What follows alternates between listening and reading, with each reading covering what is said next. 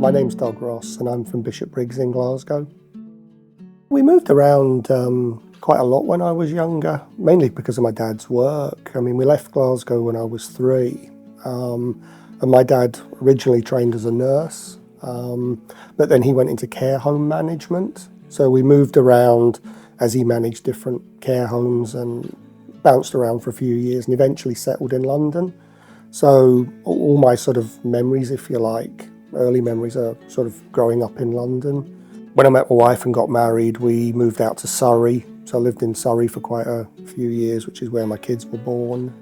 And then moved back to Glasgow 21 years ago now. So I've been back quite a while. Don't think the accent's ever going to change, not now. When I started school in the 70s, my parents actually fought for me to go to the local mainstream school. It was very much, if you were born with spina bifida or a lot of other disabilities at the time, it was very much, the expectation is you'll go to some kind of special school. Whereas my parents were adamant I was going to go to the local primary school and then the local comprehensive, which I did. And obviously when you've got a physical disability, you can't really hide it. It does make you a target for bullying, teasing and things. I suppose that has shaped me in some ways.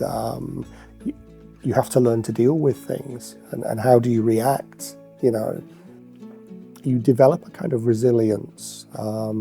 I used to liken it to kind of like a hard shell growing up.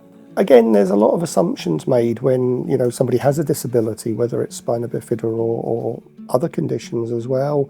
I think a lot of people kind of generalise and assume that you must be driven and you've always wanted to work in disability, or you've had some kind of epiphany and that's how you've ended up in disability. With me, it was purely by chance, actually.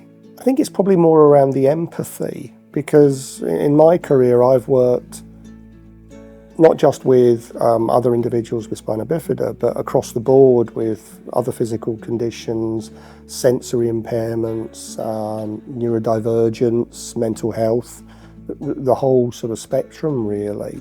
Having personal experience of disability does help in those situations. But as I've got older, I've realised that sometimes it's not all about the big things, it is the little things that can make a difference to someone.